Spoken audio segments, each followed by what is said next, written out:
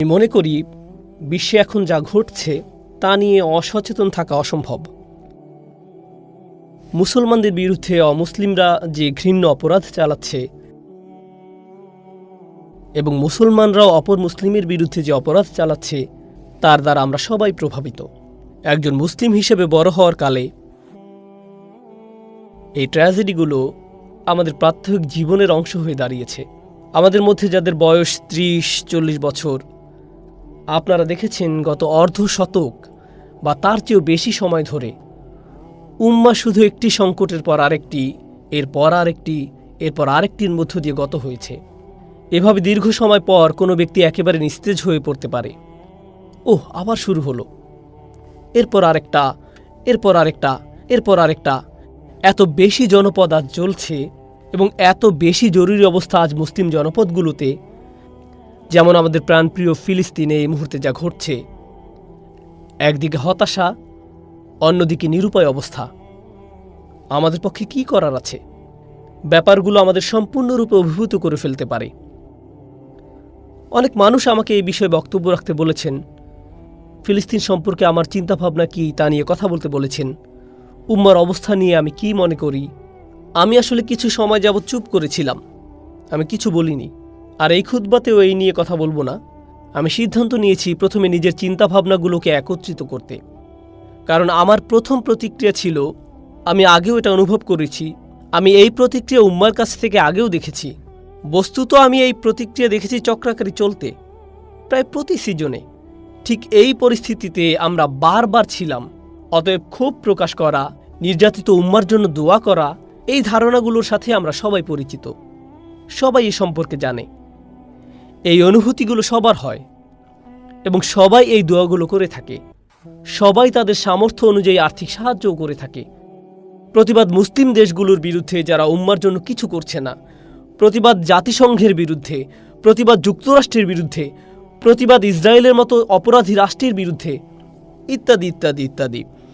আমরা এই কাজগুলো অসংখ্যবার করেছি ইতিমধ্যে। এই কাজগুলোর পেছনে যৌক্তিকতা আমি বুঝি, আমি সত্যি বুঝি, কিন্তু আমি আরও অনুভব করি এগুলোই যথেষ্ট নয়। আমরা এই কাজগুলো বহুবার ধরে করে আসছি। ব্যাপারটা গভীরভাবে কষ্টদায়ক এবং হতাশাজনক যে আমরা ঠিক একই পরিস্থিতিতে আবারও, যদি পরিস্থিতি আরও খারাপ না হয়ে থাকে সময় যাওয়ার সাথে সাথে। তাই আমি শুধু ক্ষোভ প্রকাশ বা একই আবেগের পুনরাবৃত্তি ঘটাতে যাচ্ছি না, কিন্তু একটু পেছনে সরে এসে ভাবা যে একটি উম্মাহ হিসেবে আমাদের কোন ব্যাপারটা নিয়ে চিন্তা করা উচিত। আমার খুতবাগুলো প্রায় সময় গত কয়েক বছর যাবৎ শুধু ব্যক্তিগত ক্ষমতায়ন নিয়ে কথা বলে আসছে। একজন ব্যক্তি কিভাবে তার ঈমানকে শক্তিশালী করবে, একজন ব্যক্তি কিভাবে তার জীবনের আঘাতগুলো কাটিয়ে উঠবেন। কারণ আমাদের ধর্ম একদিকে অত্যন্ত ব্যক্তিগত, এটি সত্যি একজন মানুষকে শক্তিশালী করে তোলে। এটি আপনার ঈমান নিয়ে, আপনার গল্প নিয়ে, আপনার জীবন নিয়ে, আল্লাহর সাথে আপনার সাক্ষাৎ নিয়ে, আল্লাহর বইয়ের সাথে আপনার সম্পর্ক নিয়ে, আল্লাহ রসুলের সাথে আপনার সম্পর্ক নিয়ে সাল্লাল্লাহু আলাইহি সাল্লাম। এটি আপনার সমস্যাগুলো নিয়ে, আপনার পরিবার নিয়ে, আপনার ব্যবসা নিয়ে, আপনার আর্থিক অবস্থা নিয়ে, আপনার জাকাত নিয়ে, আপনার নামাজ নিয়ে। এটি খুবই ব্যক্তিগত একদিকে, কিন্তু অন্যদিকে আমাদের এই চেতনা প্রদান করা হয়েছে যে আমরা নিজেদের চেয়েও বিরাট কিছুর অংশ। শুধু পরিবার বা সমাজের নয়, আমরা একটি উম্মার অংশ। আমরা অনেক বড় কিছুর অংশ। যে জিনিসটির আমরা অংশ, যে অস্তিত্বের আমরা অংশ, সেটি জাতিগোষ্ঠীকে ছাড়িয়ে যায়। আমরা একই ভাষায় কথা না বলতে পারি, আমাদের মাঝে একমাত্র কমন বিষয় হলো লা ইলাহা ইল্লাল্লাহ মুহাম্মাদুর রাসূলুল্লাহ সাল্লাল্লাহু আলাইহি সাল্লাম। শুধু এটাই যথেষ্ট। আমরা সম্পূর্ণ ভিন্ন সংস্কৃতি, ভিন্ন পরিবেশ, ভিন্ন জাতি থেকে আসতে পারি। এমনকি আমাদের জীবন পদ্ধতি ভিন্ন ধরনের হতে পারে। সাংস্কৃতিক দিক থেকে আমরা একে অন্যের থেকে সম্পূর্ণ আলাদা হতে পারি, কিন্তু আমাদের মাঝে রয়েছে একটি দৃঢ় বন্ধন। আল্লাহর বই আমাদের সবাইকে একই বন্ধনে আবদ্ধ করে। তাহলে উম্মার একটি চেতনা আমাদের মাঝে রয়েছে। ঠিক এই কারণেই আমরা সামষ্টিকভাবে ব্যথা অনুভব করি উইঘুর মুসলমানদের অবস্থা দেখে। আমরা সামষ্টিকভাবে ব্যথা অনুভব করছি 90-এর দশকে বসনিয়ার কসোভোর অবস্থা দেখে। আমরা সামষ্টিক ব্যথা অনুভব করে আসছি গত অর্ধ শতকের বেশি সময় ধরে ফিলিস্তিনের অবস্থা দেখে। আফগানিস্তানের অবস্থা দেখে, যা এখন ঘটে চলছে, ইয়েমেনের অবস্থা দেখে, যা এখনও ঘটছে, রোহিঙ্গা মুসলিমদের অবস্থা দেখে, শ্রীলঙ্কার মুসলমানদের অবস্থা দেখে, যখন দাঙ্গার সময় বৌদ্ধ সন্ত্রাসীরা শহরে মুসলমানদের আক্রমণ করেছিল, ভারতের গুজরাটে মুসলমানদের প্রতি যে নির্যাতন চালানো হয়েছিল, এরপর কাশ্মীর, এই লিস্ট অনেক বড়, খুবই খুবই বড় তালিকা। এখন আমরা একটি উম্মাহ হিসেবে, উম্মার অংশ হওয়ার অর্থ কি? এই জ্বলন্ত আগুন থেকে কিছুটা পেছনে সরে এসে আল্লাহর কিতাবের দিকে ফিরতে চাই, কিছু একটা পেতে চাই। আর আমি দাবি করছি না যে আমার কাছে এর কোনো উত্তর আছে। প্রথমে এই বিষয়টা পরিষ্কার করে নিতে চাই, আমাদের কারো কাছে যদি এর জবাব থাকতো তাহলে আমরা এই পরিস্থিতিতে থাকতাম না। তাই কারো কাছে এর জবাব আছে এবং সে জানে কি করতে হবে, এমনটা মনে করা অহংকারপূর্ণ। কিন্তু আমাদের এর উত্তরের জন্য আল্লাহর দিকে ফিরতে হবে, আল্লাহর কিতাবের কাছে ফিরতে হবে। এই খুতবা আসলে এই ব্যাপারটা নিয়ে। একটি উম্মাহ হিসেবে আমাদের নিকট আল্লাহর কিছু প্রত্যাশা আছে। তিনি আমাদের একটি উম্মায় পরিণত করেছেন। এর দ্বারা আসলে কি বোঝায়? উম্মা বানানোর একটি ঘোষণা তিনি সূরা বাকারায় দিয়েছেন। আরও অন্য অনেক স্থানের মাঝে এটা অন্যতম একটা কেন্দ্রীয় স্থান, সূরাতুল বাকারার একেবারে মাঝখানে, যেটি কোরআনের দীর্ঘতম সূরা। তিনি সেখানে ঘোষণা করেছেন, ওয়াকাযালিকা জাআলনাকুম উম্মাতান ওয়াসাতা, এভাবে আমরা তোমাদের একটি মধ্যমপন্থী উম্মায় পরিণত করেছি। অনুবাদে প্রায় সময় উল্লেখ করা হয় মধ্যপন্থী জাতি। ওয়াসাত অর্থ ভারসাম্য, এটি আসলে একটি মাসদার, তাই এর অর্থ হবে এমন জাতি যা ভারসাম্যের গুণে গুণান্বিত। এটা বলা হয়নি যে উম্মাতান মুতাওয়াসসিসাতা, তখন এটা সিফাত হতো, কিন্তু এখানে সিফাতটি মাসদার, আসলে যা অতিরঞ্জিত রূপ। বেশি টেকনিক্যাল না হয়ে বলছি, এর দ্বারা আসলে বুঝায় তোমাদের এমন একটি জাতিতে পরিণত করা হয়েছে, যদি কেউ তোমাদের দিকে তাকায় তখন প্রথম যে জিনিসটি তাদের মাথায় আসবে তা হলো ভারসাম্য। কিছু সময়ের জন্য ব্যাপারটা নিয়ে একটু চিন্তা করুন। আল্লাহ বলছেন আমাকে আপনাকে তিনি এমন একটি উম্মাহ বানিয়েছেন যে উম্মাহ আসলে প্রায় নিজেই ভারসাম্যের সংজ্ঞা। নিজেই ভারসাম্যের সংজ্ঞা। দুনিয়াতে ভারসাম্য একটি গুরুত্বপূর্ণ বিষয়। এটি আসলে ন্যায় বিচারের সাথে সম্বন্ধযুক্ত। পৃথিবীর যে কোনো বিচার বিভাগে দাঁড়িপাল্লা দেখতে পাবেন। আদালতের একটি প্রতীক হিসেবে দেখবেন এক অন্ধ মহিলা মূর্তি দাঁড়িপাল্লা ধরে দাঁড়িয়ে আছে, বা শুধু দাঁড়িপাল্লা ঝুলানো আছে। কারণ আপনার পক্ষে ন্যায় বিচার পাওয়া সম্ভব নয় যতক্ষণ না ভারসাম্য খুঁজে পাবেন। আর আল্লাহ সুবহানাহু ওয়া তাআলা এমন কি ভারসাম্যের প্রতি নির্দেশ করেছেন, মিজানের কথা কোরআনে এসেছে। তিনি মহাবিশ্বকে ভারসাম্যপূর্ণ করে সৃষ্টি করেছেন। তিনি বলেছেন আস-সামাআ রাফআ ওয়া ওয়াদাআল মিজান, আর তিনি আকাশকে সমুন্নত করেছেন এবং ভারসাম্য স্থাপন করেছেন। আল্লাহ তাতাগাউ ফিল মিজান, যাতে তোমরা দাঁড়িপাল্লা সীমালঙ্ঘন না করো। অর্থাৎ তোমরা হলে ভারসাম্যপূর্ণ জাতি, তাহলে ভারসাম্য ঠিক রাখা এবং ন্যায় বিচার করা ওতপ্রোতভাবে জড়িত। এখন আমাদেরকে যে মধ্যমপন্থী উম্মত বানানো হয়েছে, এই ঘোষণাটি কোথায় এসেছে? এটি সূরাতুল বাকারার এমন এক স্থানে এসেছে যা গভীর ভাবনার দাবি রাখে। আমাদের পূর্বে আসা এক জাতি সম্পর্কে আল্লাহ কথা বলছেন, যাদেরকে বই দেয়া হয়েছিল।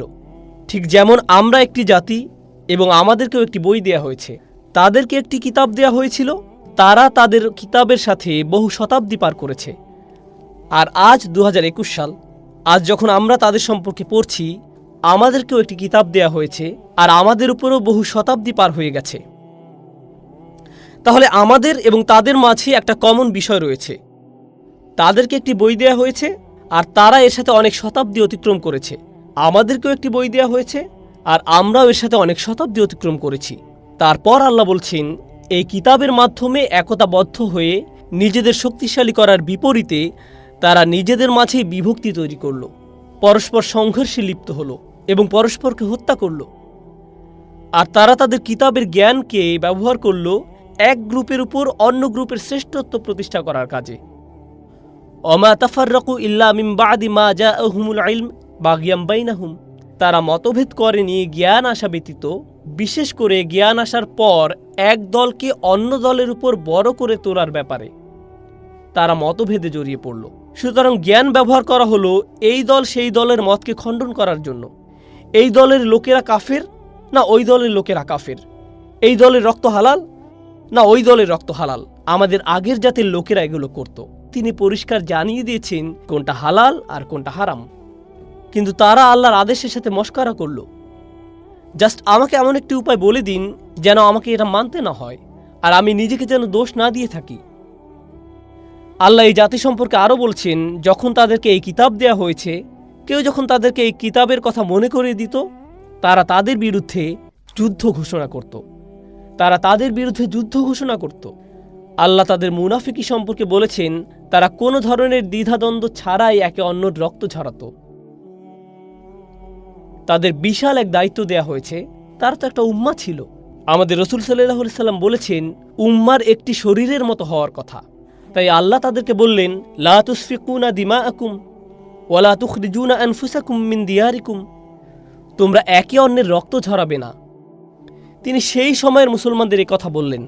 তিনি তাদেরকে বললেন, তোমরা একে অন্যের রক্ত প্রবাহিত করবে না এবং পরস্পরকে স্বদেশ থেকে বহিষ্কার করবে না। তোমরা একে অন্যকে নিজেদের বাড়ি থেকে বহিষ্কার করবে না। সুম্মা আকরারতুম, অতঃপর তোমরা সবাই তা মেনে নিয়েছিলে। ওয়া আনতুম তাশহাদুন, এবং তোমরাও সাক্ষী ছিলে। সুম্মা আনতুম হাউলাই তাকতুলুনা আনফুসাকুম, অতঃপর তোমরাই তো তারা যারা নিজেদেরকে হত্যা করেছ। ওয়া তাখরুজুনা ফারিকাম মিনকুম মিন দিয়ারিহিম, এবং তোমাদের মধ্য থেকে একটি দলকে তাদের গৃহ থেকে বের করে দিচ্ছ। তাযাহারুনা আলাইহিম বিল ইসমি ওয়াল উদওয়ান, তোমরা নিজেরা তাদের বিরুদ্ধে অন্যায় ও সীমালঙ্ঘন করে পরস্পরের সহযোগিতা করেছ। অর্থাৎ তোমরা মুসলমানরা, মানে সেই সময়ের ইসরায়েলিরা, আক্রমণাত্মক পদক্ষেপ নিচ্ছ অন্য মুসলমানদের বিরুদ্ধে, সেই সময়ের আরেক ইসরায়েলিদের বিরুদ্ধে। এরপর এই সব কিছুর উপরে যখন তারা এই অন্যায় কাজে নিয়োজিত ছিল, একদল বিশ্বাসী অন্য আরেক দল বিশ্বাসীর বিরুদ্ধে যখন পরিস্থিতি একেবারে খারাপ হয়ে পড়েছিল, যখন মুসলমানরা একে অন্যের বিরুদ্ধে লড়াই করে, তখন কি হয়? আগের দিনে যখন ইসরায়েলিরা পরস্পর যুদ্ধে লিপ্ত হয়েছিল, তাদের সাম্রাজ্য দুর্বল হয়ে পড়েছিল। তখন বাইরের জাতির লোকেরা তাদের উপর আক্রমণ চালিয়েছিল, কারণ তাদের শক্তি ক্ষয় হয়ে গিয়েছিল পারস্পরিক যুদ্ধে। আর যখনই কোনো জাতি দুর্বল হয়ে পড়ে, তখন অন্য জাতি এর সুযোগ গ্রহণ করে। এমনটাই ঘটে। কোনো জাতিকে দুর্বল করার সবচেয়ে কার্যকরী উপায়, রাশিয়ানরা বর্তমানে যুক্তরাষ্ট্রের ব্যাপারে এটা ভালো বুঝে, কোনো জাতিকে দুর্বল করার সবচেয়ে কার্যকরী উপায় হলো নিজেদের মাঝে দ্বন্দ্ব সংঘাত বাঁধিয়ে দেয়া, ঠিক কিনা? তাই যখন সে সময়ের মুসলমানরা একে অন্যের বিরুদ্ধে দ্বন্দ্ব সংঘাতে জড়িয়ে পড়ল, তখন সিরিয়ানরা, ব্যাবিলনীয়রা, সে সময়ের শক্তিশালী জাতিগুলো যারা শক্তির দিক দিয়ে ইসরায়েলিদের সমতুল্য ছিল, তারা তাদের দুর্বলতা দেখল এবং তাদের উপর আক্রমণ চালাতে শুরু করল। যখন সেই কুফফার শক্তিগুলো এসে আক্রমণ চালাতে শুরু করলো, তখন বহু মুসলিমকে জেলে ঢুকানো হলো, বন্দি করা হলো, অনেকের উপর নির্যাতন চালানো হলো। এভাবে যখন একদল মুসলিমের উপর কুফফাররা নির্যাতন চালাতো, অন্য মুসলিম দল বলতো, তারা তোমাদের ভাই, তাদের মুক্ত করো। ওয়া ইয়াতুকুম উসারা তুফাদুহুম, তারা যখন বন্দি রূপে তোমাদের নিকট হাজির হয়, তখন তোমরা বলতে, তাদের জন্য মুক্তিপণ দাও, তোমাদের ভাইদের জন্য মুক্তিপণ দাও। একই আয়াতে আল্লাহ বলছেন, তোমরা নিজেরাই একে অন্যের গলা কাটছিলে, আর এই গলা কাটার কারণে তোমরা এতই দুর্বল হয়ে পড়লে যে অন্য জাতি এলো এবং তোমাদের পরাভূত করলো। আর যখন তারা এভাবে তোমাদের পরাজিত করতে শুরু করলো, তখন তোমরা বলতে শুরু করলে, না না, আমাদের ভাইদের সাহায্য করো। কিন্তু তোমরাই তো শুরুতে এই দুর্বলতা সৃষ্টি করেছ। এটা তোমাদের হাতের কামাই। তোমরা তো ক্ষমতাশালী এক উম্মাহ ছিলে, আল্লাহ তোমাদের সাথে ছিল। ফাদ্দালতুকুম আলাল আলামিন, আল্লাহ ইসরায়েলিদের স্মরণ করিয়ে দিচ্ছেন, আমি তোমাদেরকে পৃথিবীর অন্য সব জাতির উপর উচ্চ মর্যাদা দিয়েছি। আল্লাহ তাদের সম্পর্কে এই কথা বলেছেন। তিনি তাদের সম্পর্কে আরও কি বলেছেন?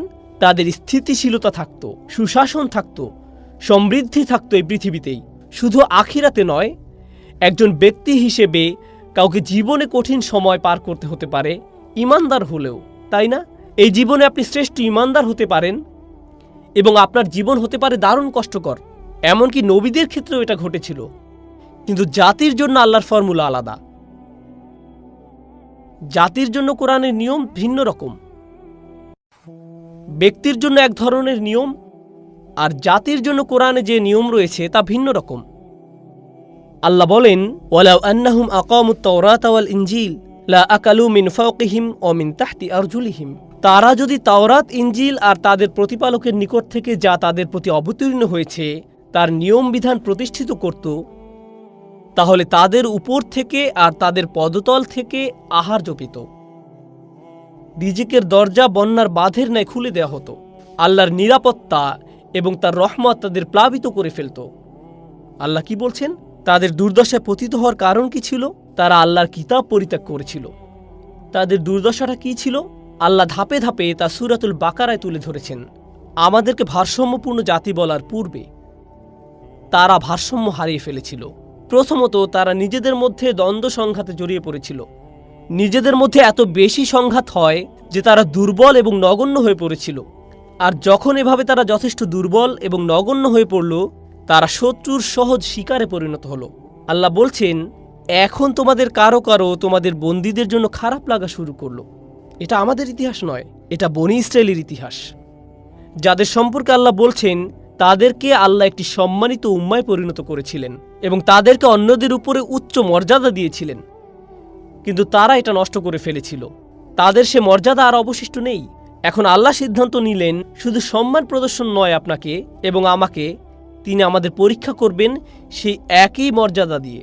কেন সূরার অর্ধেক অংশে তাদের ব্যর্থতার কথা আলোচনা করা হয়েছে এবং এরপর আমাদের উদ্দেশ্য করে বলা হয়েছে, আমি তোমাদেরকে একটি ভারসাম্যপূর্ণ জাতি হিসেবে সৃষ্টি করেছি।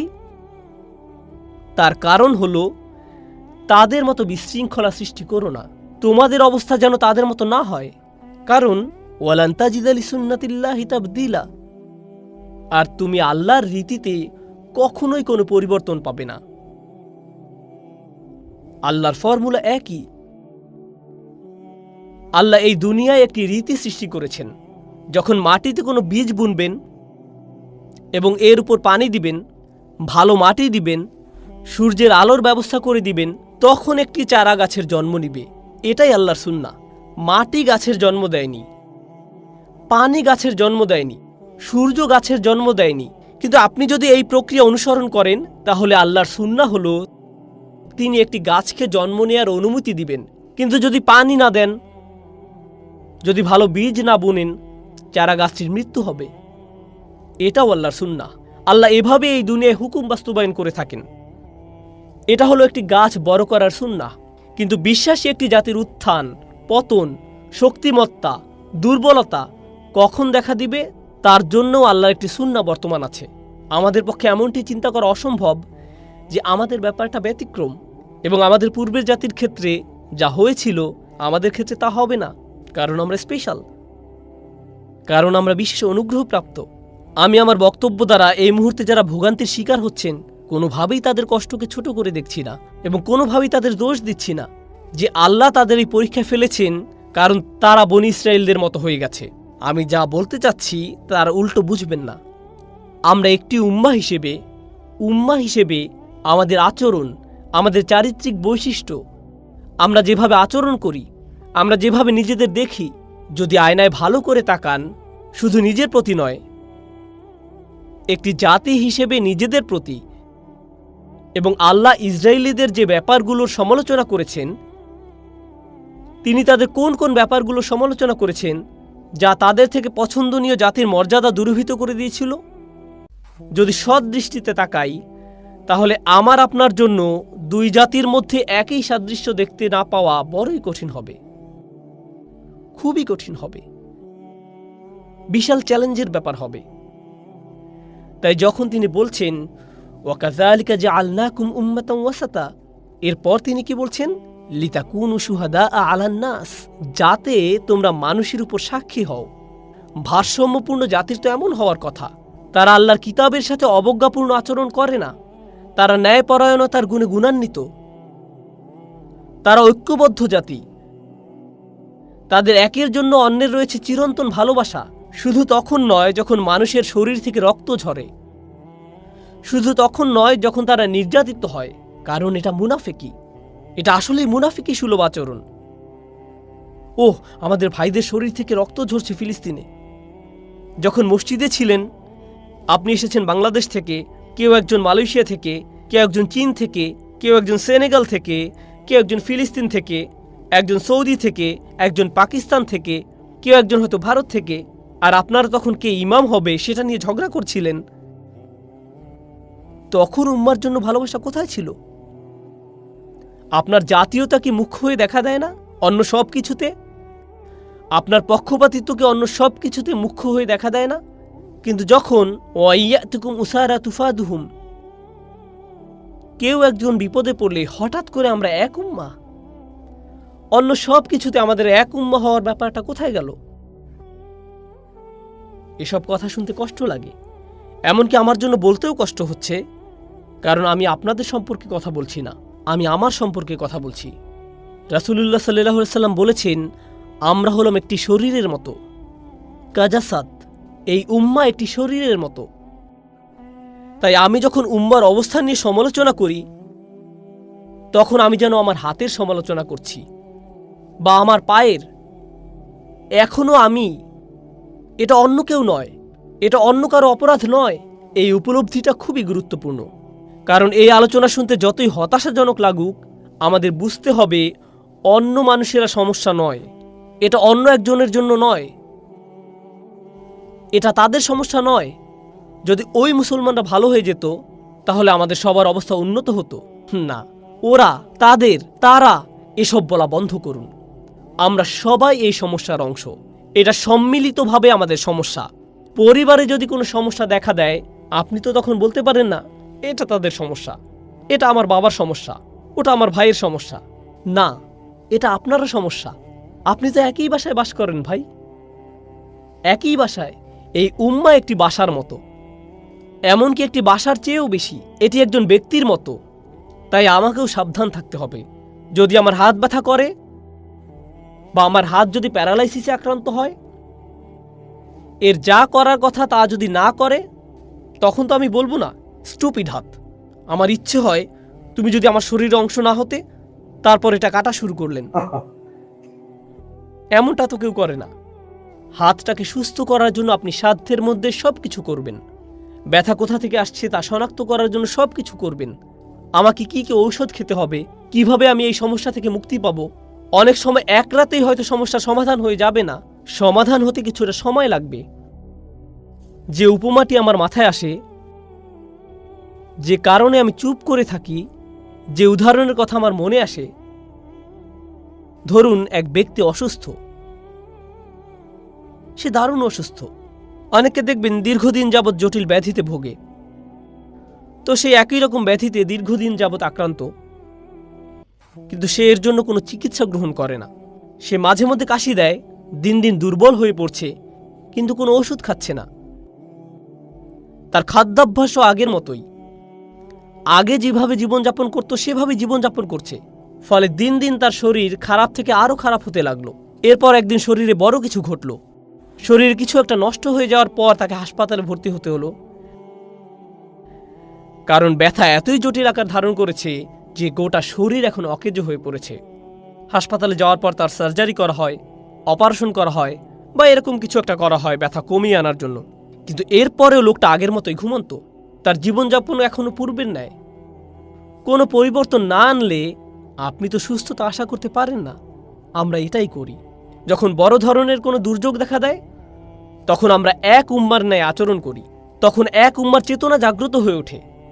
আমি দোয়া করছি আল্লাহ যেন মুসলমানদের স্বস্তি দান করেন। আমি দোয়া করছি আল্লাহ আজ্জা ওয়া জাল্লা যেন সেসব মুসলমানদের সবর এবং ধৈর্য দান করেন যারা বাচ্চা হারিয়েছেন, অনেক শিশু পিতামাতা হারিয়েছেন। যখন আপনি বোমা হামলার কথা চিন্তা করেন, যখন আমি আফগানিস্তানে নিহত হওয়া মেয়েগুলোর কথা চিন্তা করছিলাম, যখন আমি তাদের কথা ভাবছিলাম, আমি নিজেও একজন পিতা, আমারও মেয়ে আছে, আমি কেমন বাকরুদ্ধ হয়ে যেতাম। আমি কি কোনো কথা বলতে পারতাম যখন এটা ঘটত? আমি যদি সত্যি সেই ব্যথা অনুভব করে থাকি, এই ব্যথা অনুভব করার পর আমার কি করার আছে? আমাদের তো কিছু একটা করতে পারার কথা। শুধু ব্যক্তি হিসেবে নয়, আমাদের ভাবতে হবে কিভাবে আমরা এক উম্মাহ হিসেবে আমাদের মর্যাদা পুনঃপ্রতিষ্ঠা করব। এটা ঘটতে হবে। এটা হালকা কোনো আলোচনা নয়, এটা খুবই সিরিয়াস একটি আলোচনা। প্রতিটি তরুণ তরুণী যারা আমার কথা শুনছো, অনলাইনে শুনছো, বা যারা আমার সামনে আছো, আল্লাহ আমাদেরকে এই পৃথিবীতে শুধু হালাল খাবার আহার করার জন্য প্রেরণ করেননি, বা ঈদের দিন কোলাকুলি করার জন্য প্রেরণ করেননি, এবং জীবন সাধারণ নিয়মে চলতে থাকবে। তাহলে উম্মার সদস্য হওয়ার মানে কি আমরা তা এখনো বুঝতে পারিনি। আপনি হয়তো ব্যক্তি হিসেবে মুসলিম হওয়ার মানে কি তা বুঝতে পেরেছেন, কিন্তু একটি উম্মার অংশ হওয়ার মানে কি এ ব্যাপারে আপনার কোনো ধারণাই নেই। উম্মার সদস্য হওয়ার মানে আমার চেয়েও বড় কিছু বর্তমান আছে, আমাকে যার ব্যাপারে সচেতন থাকতে হবে, মনের মধ্যে কিছু চিন্তা থাকতে হবে, কিছুটা ভাবনা থাকতে হবে, আর এই ভাবনাগুলো প্রকাশ ঘটতে হবে সুচিন্তিত কিছু কর্মতৎপরতার মাধ্যমে। আমি বলছি না যে এর উত্তর আমার কাছে আছে, আমি শুরুতেই পরিষ্কার করেছি, কিন্তু আমাদের ভেতরে অন্ততপক্ষে উম্মা নিয়ে গভীর ভাবনা থাকতে হবে। এই উম্মার ইতিহাস হলো, এই উম্মার মানুষেরা দুনিয়াতে পরিবর্তন এনেছিল, তাই না? এই উম্মা হলো উম্মাতান ওয়াসাতা।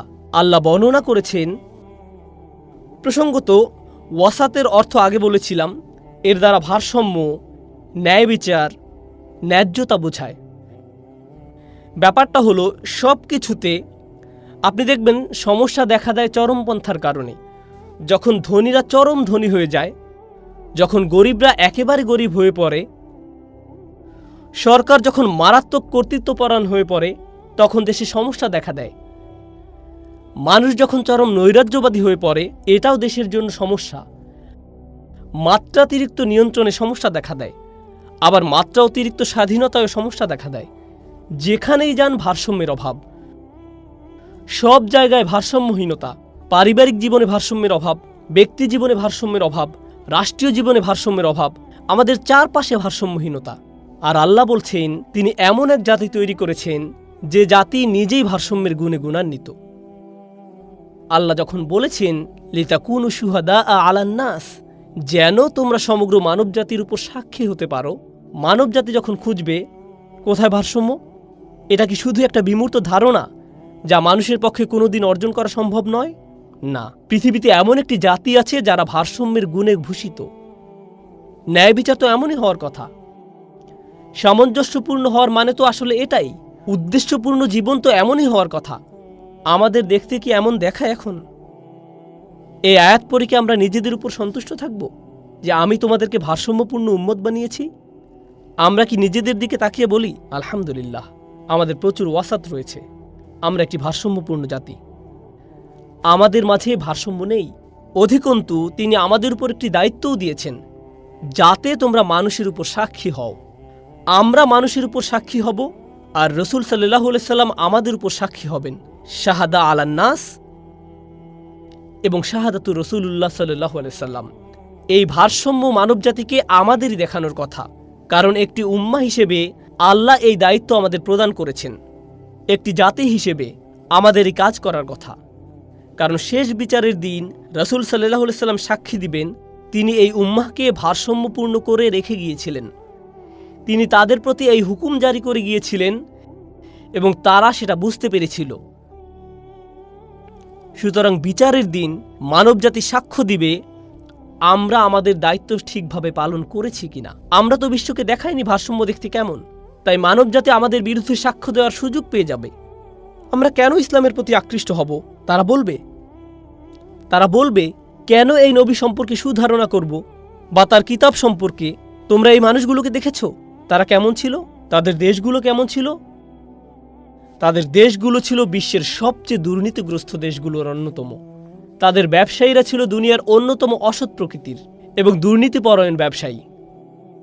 জীবনে আমি শুধু একবার প্রতারিত হয়েছি, আর তা হয়েছে একজন মুসলিম দ্বারা। এদেরই কি ভারসাম্যপূর্ণ হওয়ার কথা? কোন কারণে আমি তাদের ধর্মের প্রতি আকৃষ্ট হব? কেন আমি এর প্রতি আকর্ষণ অনুভব করব? কেন আমি এদের সাথে সম্পর্ক রাখব? এদেরকে দেখেছি আমি সবচেয়ে গোঁড়ামিপূর্ণ আচরণ করতে, সবচেয়ে বর্ণবাদী আচরণ করতে। সবচেয়ে নিন্দুক প্রকৃতির কিছু মানুষ, সবচেয়ে নিষ্ঠুর প্রকৃতির কিছু মানুষ আমি এদের মাঝে দেখেছি।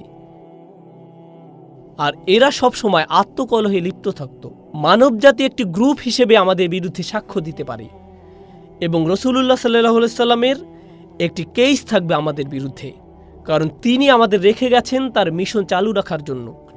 তিনি বিশ্বকে দেখিয়ে গেছেন উম্মাতান ওয়াসাতা হওয়ার অর্থ কি। তিনি দেখিয়ে গেছেন, তিনি মক্কা বিজয় করেছিলেন। আমরা সেই দায়িত্ব এগিয়ে নিয়ে যাচ্ছি। রমজান, আসলে রমজানের বিস্তারিত আলোচনায় আমি বলেছি আমরা যে ভিন্ন একটি জাতি, তার বাৎসরিক উৎসব হওয়ার কথা ছিল রমজান। আমরা এখন উম্মাতান ওয়াসাতা ইহুদিরা আমাদের থেকে ভিন্ন দিনে রোজা রাখত। প্রথমে রাসূল সাল্লাল্লাহু আলাইহি সাল্লাম তাদের দিনগুলোতে রোজা রাখতেন। এরপর আল্লাহ রমজানের বিধান নাজিল করে আমাদের জানিয়ে দিলেন, তোমরা এখন ভিন্ন একটি জনগোষ্ঠী, ভিন্ন একটি জাতি। এজন্য সূরা বাকারার সবকিছু আমাদের নতুন জাতি হওয়ার দিকে ইঙ্গিত করে। তোমরা ভিন্ন দিনে রোজা রাখবে। আল্লাহর নতুন বাণী তোমাদের দেওয়া হয়েছে।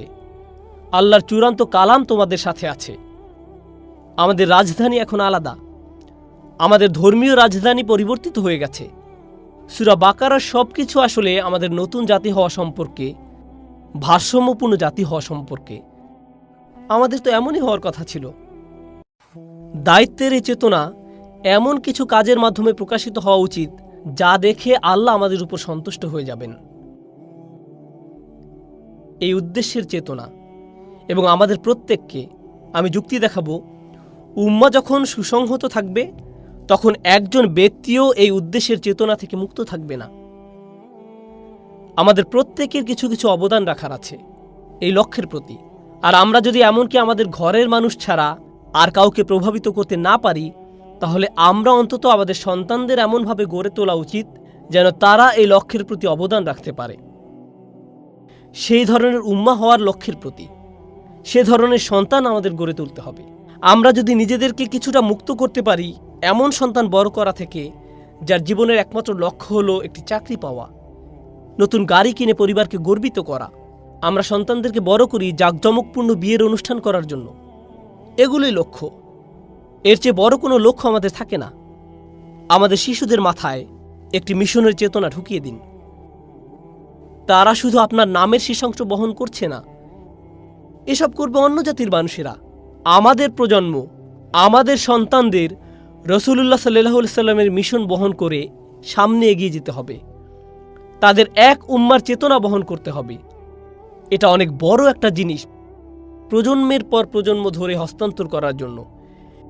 নিজেদের অবস্থা আমাদেরকে পুনরায় খতিয়ে দেখতে হবে। এই ভারসাম্য আমরা কোথায় হারিয়ে ফেলেছি? আমরা কি ইসরায়েলিদের মতো হয়ে গিয়েছি? আল্লাহ যার বর্ণনা দিয়েছেন যে তারা নিজেদের কঠিন পরীক্ষায় পতিত অবস্থায় পেয়েছিল। এটা শুধু আমার কথা নয়, সূরা বাকারা আপনি নিজেই পড়ে দেখুন, খোলা অন্তরে পড়ে দেখুন। আল্লাহ কেন তাদের সম্পর্কে কথা বলেছেন? এই জন্য না যে আমরা যেন ইসরায়েলিদের অভিশাপ দিতে পারি। সাহাবারা বলতেন তিনি নাজিল করেছেন তাদের সম্পর্কে আর কথা বলেছেন আমাদের উদ্দেশ্যে। সাহাবারা এটাই বলতেন, নাজিলকৃত ঘটনাগুলো তাদের, কিন্তু শিক্ষাগুলো আমাদের জন্য।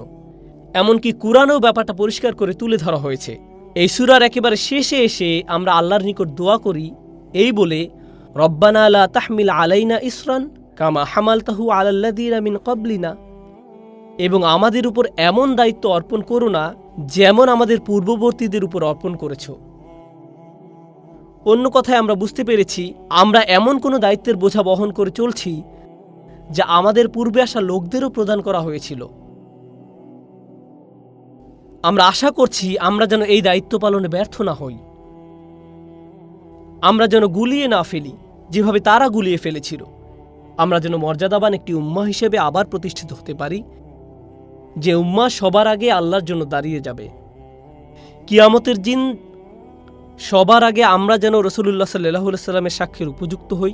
এর ফলশ্রুতিতে আমরা এমন এক জনগোষ্ঠীতে পরিণত হব। আমাদের এমন উম্মাহ হওয়ার সামর্থ্য আছে। আমি বলছি না যে দিন দিন পরিস্থিতি শুধু খারাপ হবে, আমি এটা বিশ্বাস করি না। আবার জেগে ওঠার পুরোপুরি সামর্থ্য আমাদের আছে। এই উম্মার উপর আল্লাহর অগণিত রহমত আছে। এর রয়েছে প্রচুর সম্ভাবনা। আমি দৃঢ়ভাবে বিশ্বাস করি শুধু এক প্রজন্মই উম্মার চেহারা একেবারে পাল্টে দিতে পারে। এক প্রজন্মের মাধ্যমেই আমরা পৃথিবীর চেহারা পাল্টে দিতে পারি। এটা অসম্ভব নয়। সমগ্র বিশ্ব জুড়ে আমরা এটা করতে পারবো। শুধু এক জায়গায় নয়, সারা দুনিয়া জুড়ে এটা খুবই সম্ভব। আমাদের এই বিশ্বাস থাকতে হবে। আমরা যদি ব্যাপক কোনো পরিবর্তন না আনতে পারি, যদি শুধু রক্ত বের হওয়ার ক্ষতগুলো মেরামত করতে থাকি এখানে সেখানে, এই মুহূর্তে আমাদের যা যা করার তা তো করতে হবে। কিন্তু আপনার তো দীর্ঘমেয়াদী প্রজন্মের পর প্রজন্ম নিয়ে একটা পরিকল্পনা থাকতে হবে। আমাদের শুধু পরবর্তী মাস বা পরবর্তী বছর নিয়ে পড়ে থাকলে হবে না।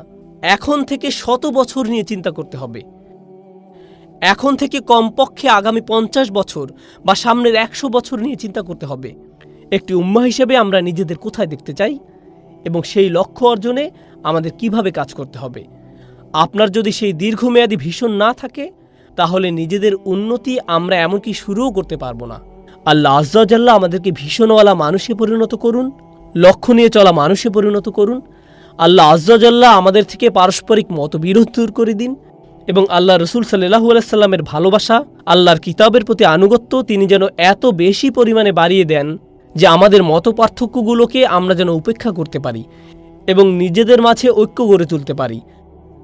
আমরা যেন উম্মার অন্তরের সত্যিকারের ভালোবাসা, মমতা এবং ঐক্য পেতে সমর্থ হই। ফলশ্রুতিতে আমরা যেন এমন উম্মায় পরিণত হতে পারি যে উম্মার পক্ষে রাসূলুল্লাহ সাল্লাল্লাহু আলাইহি সাল্লাম কিয়ামতের দিন সাক্ষ্য দিবেন।